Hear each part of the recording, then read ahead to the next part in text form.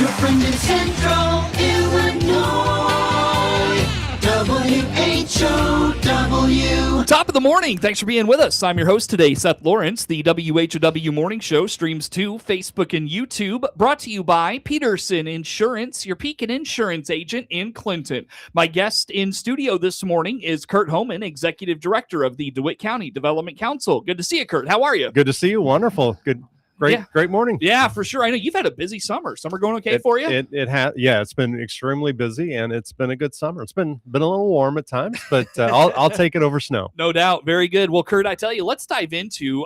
We mentioned briefly our last couple of visits, the grant cycles for DCDC. I know you wrapped up recently the latest one for that, and I guess if you don't mind, can you put a bow on that for us? Tell us how that grant cycle went and some of the standouts and highlights. Yeah. So we were excited to award $17,500 to DeWitt County businesses, and they were an excellent. It was nice. There were some different applicants this time. Some excellent presentations, and we're excited to have those businesses utilize those funds and expand their business for sure. Sure. Very good.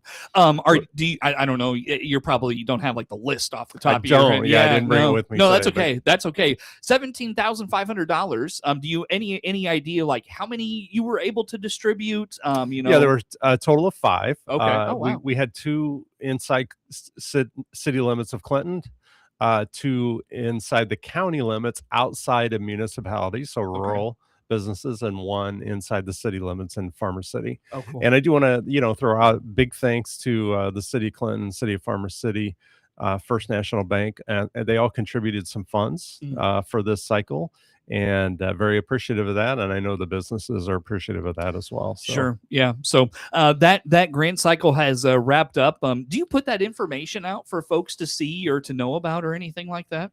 Yeah. In terms of the application period, we do. Yeah. And we try to get that out via social media and on radio and Facebook page and those types of things. But it's we don't have our next grant cycle scheduled yet. So, we always look at our budget, we look at our other things we have going on, and we take a look at that. But we'll be glad to announce it when it does come. But again, some very interesting projects, and really, it's designed, of course, to make an impact for small businesses. It's not, $17,500, so it isn't life-changing, but it does make, it does assist for sure. And that's what we want to do. Right.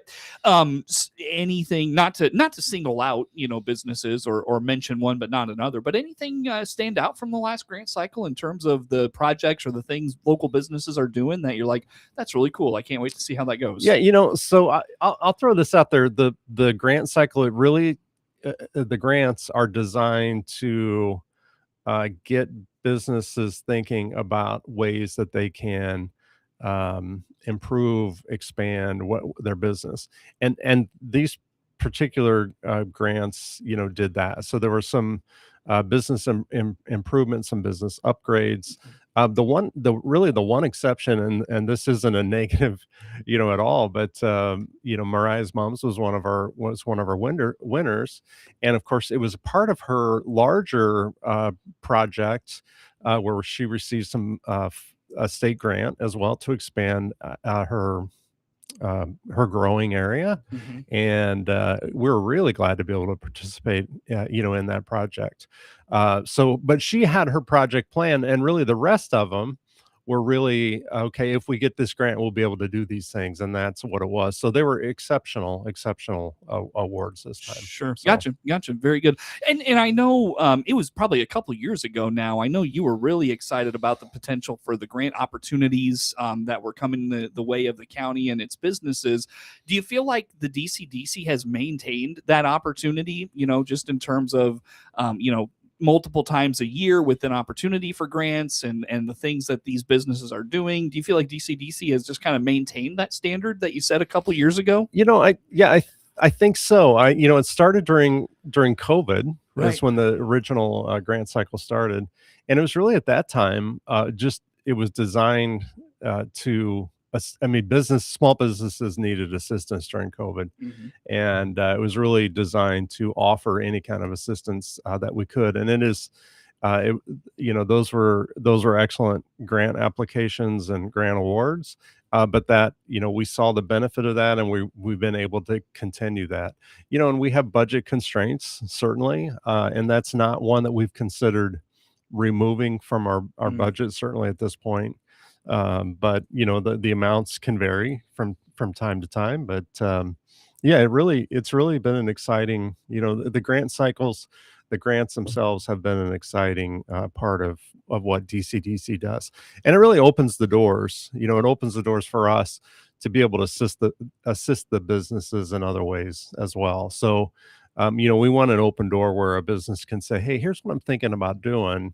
Does this make sense?" Mhm. Or "Here's the project I'm thinking about. Does this qualify for a grant?"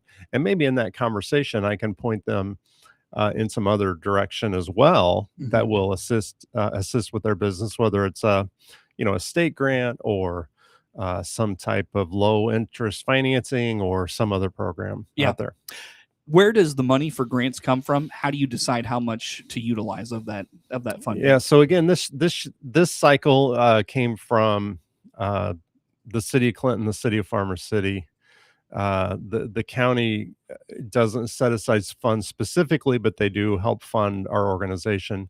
And First National Bank also contributed some funds, Mhm. and then again out of our general budget. So it was a combination of all of those. Mhm. And ultimately, we look at our budget each year and kind of decide here's what we have available to be able to utilize for grants. Curt Homann, Executive Director of the DeWitt County Development Council, is in studio with us here for this morning. You mentioned budget constraints, Curt, but not considering removing the line items or and I shouldn't say reducing, but not eliminating those for grants. Why is that? Well, we look at from a couple different reasons. One, it's a great door opener for a small business to reach out, and again, that opens up opportunities for us to be able to help more. But we realize that small businesses are in many cases are left out, and so we really want to um, be able to have some funds to assist. And again, they're typically not in a huge way, but some funds to assist where the small business owner doesn't feel like everyone else has the opportunities and we don't. And one of the things I want to point out on that, it is those grants are for-profit businesses only. So I get a lot of calls from nonprofit organizations say, "Hey, we need some funds for this or that." It's not in our bylaws. It's not what we do. So again, it's the small business owner that typically doesn't have access to the funds that the non-for-profits do. Mhm. So we're glad to be able to step in and assist them in a small way. What do you foresee? Where or when do you foresee the next grant cycle coming back around for the So DCDC? we sometimes do two a year. We sometimes do one a year. I think this time we're leaning towards a late winter, so be early calendar year next year. Okay. So it could be February timeframe. What's Yeah. the fiscal year for the DCDC? We run June 1 through May 31st. Okay, so that would technically be a second year, like a second It would, grant yes, cycle for yeah. the year. Got it. Yeah, potentially. Yeah. Yeah. Yes, that's right. Cool. So with the grants, I know you've been doing this for a long time. You mentioned particularly during COVID, really kind of kickstarted a lot of this once again for the DCDC. Have you seen the fruits of that labor, or that fruits of that investment, I guess we'll call it, play out at all in the county? Yeah, we have. I mean, there's business services that are provided now that wouldn't have been provided without the grants. There are businesses that are open now that maybe wouldn't have been, without the grants or some other assistance. So, we walk through a new business through a lot of potential opportunities, including the grants. So, the answer is yes. I mean, definitely. Gotcha. Very good. Anything else on grants we didn't touch on? I don't think so. Yeah. I mean, I again, they're very exciting, and we'll certainly talk about when the next one comes up. But everybody keep thinking about projects for sure. Very good. Well, on that note, Curt, let's break and come back with some more. Well, best way for folks to learn about, maybe the next grant cycle, or just learn about DCDC, the ways you can help small businesses in DeWitt County. Where do they go for all that? For sure. Always reach out. Call 935-5271. Listen to us here on WHOW. Follow our Facebook page and reach out anytime. Very good. Curt Homann, Executive Director of the DeWitt County Development Council, is my guest in studio today. More to come with Curt on the WHOW Morning Show. WHOW.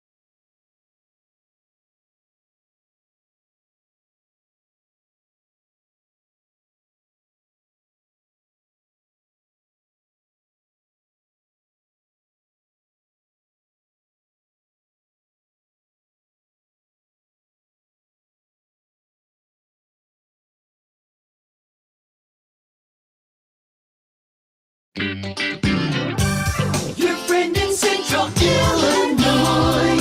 WHOW. Once again, a good morning. Thanks for being with us. I'm your host today, Seth Lawrence. The WHOW Morning Show streams to Facebook and YouTube, brought to you by Peterson Insurance, your Pekin Insurance agent in Clinton. Mr. Curt Homann, Executive Director of the DeWitt County Development Council, is my guest in studio for today. Curt, I thought if it's all right with you, we spend the next little bit getting an update on some of the things we've talked about over the last several months. Sure. One that we haven't heard much on lately is the hotel study. I feel like it's been overshadowed by housing and data centers, and now the grant cycle. Let's skip back a few months. We did a hotel study. If you don't mind, before we get the update, remind us what this was, what it was all about, and maybe we'll go from there. Yeah. So we did have with the particularly with the new manufacturing that's located to Clinton, there was a strong need for some additional hotels, or at least that's what we were being presented with. So we did have a hotel study done. It's still in the works, but both for Farmer City and for Clinton.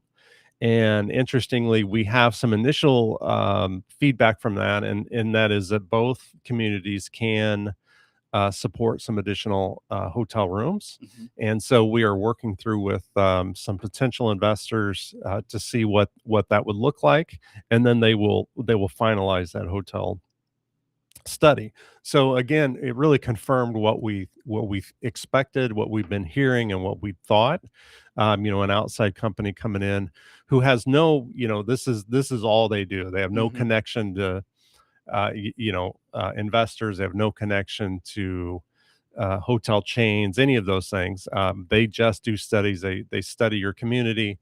They get some feedback and determine, potential number of rooms that makes sense for a community. Yeah. So, if you don't mind, take us back to what you were hearing from developers in DeWitt County and why they needed the hotel space. yeah, well, so it was the manufacturers really that were telling us this, and they're bringing in a lot of for Clinton, particularly, they're bringing in a lot of um, a lot of consultants are bringing in a lot of people Clients. for training. They're Yeah. bringing in some clients. They're Mhm. bringing in some other things. So they were telling us that they needed, they're sending people essentially to Bloomington to stay at hotels, and they'd really like to have them stay in hotels here. So the based on that feedback, we went and we did some internal studies, and then we did hire this firm to do these outside things. Now Farmer City was a little different, and really in talking with potential investors, one had a very strong interest for Farmer City, and so that's why two hotel studies came about, and Oh, they're separate. they are two separate hotel Oh, studies, didn't know that. and Farmer City for very different reasons. It's Interstate 74, the proximity to the University of Illinois and their events, the racetrack, the lake. Of course, the lake would impact both communities, and I venture guess the racetrack would too. yes, it could. Yeah. Yeah, it could. Yeah. So, potentially, we're in that 50 to 70, range in additional hotel rooms needed for the communities. And, that will not solve, every, when Apple and Pork happens, we could probably fill 200 rooms. However, it can't sustain that year round. Mhm. So, there's a number that's in there that makes sense. So, once the investors, the potential investors, sort of make some decisions, um, they'll actually be chains that'll be mentioned in the study and those types of things. So, Okay. potential costs and some other things. So, Yeah. we're excited to get we're typically, if we didn't have the investors, we would have that study back now. They would pick a chain and say, okay, here's what you would need for a lender should they decide to use this particular hotel group or hotel chain. But because we have investors, we want them to make those decisions. So do we have any of the data back from the study yet?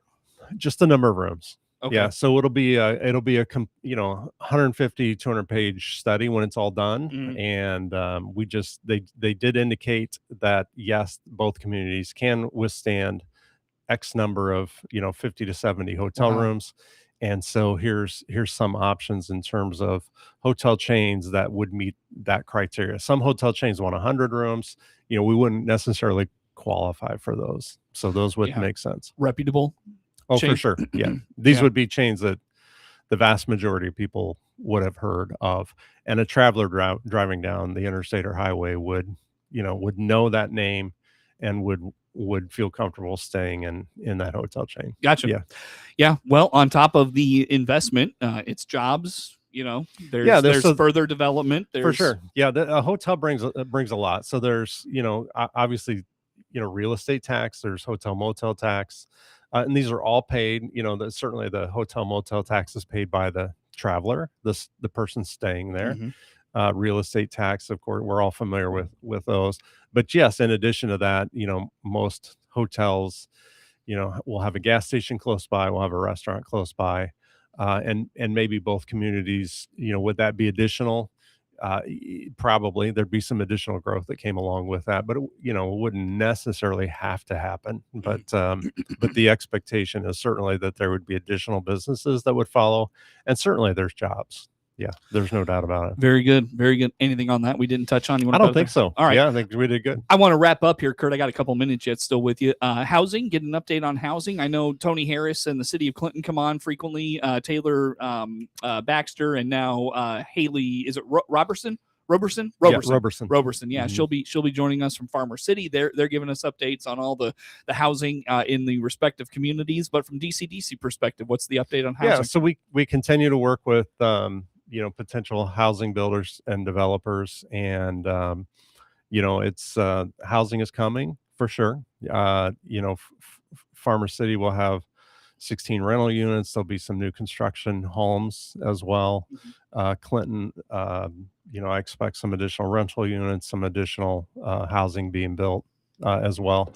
And again, the state of Illinois and really all over the country, there is a strong need for more housing everywhere.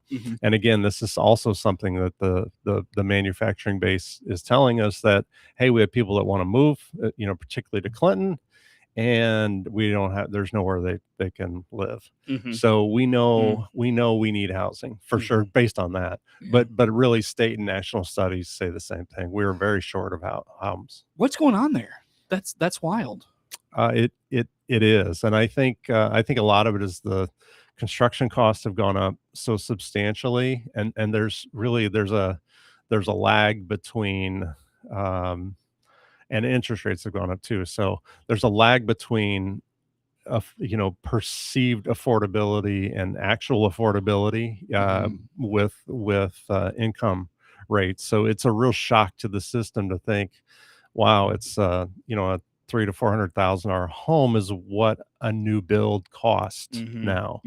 And people think, well, who can afford that home? Right. Well, there are people that can and will. So yeah, it'll be interesting to see how housing plays out for sure, not only in Clinton and DeWitt County, but elsewhere around the country. Sure. Yeah, it's a big. And there's some state programs that have that are out there, so we're studying those and see how that can benefit us locally for sure. Curt, where do folks go to follow all things DCDC? Follow us Facebook. Reach out anytime. Again, 935-5271, and we're the phone's always on. So if I can't answer, leave a message. We'll get back to you. Very good. Well, Curt, it's always good to see you. Good conversation as always. We'll catch you next month. Curt Homann, Executive Director of the DeWitt County Development Council, is my guest in studio here for this morning. Again, the morning show streams to Facebook and YouTube, brought to you by Peterson Insurance, your Pekin Insurance agent in Clinton. You miss any of our conversations from the morning show, follow us on Facebook and YouTube, where we stream our shows too. And of course, they are archived there as well. Again, that's WHOW on Facebook and YouTube. Network news comes your way now on the morning show.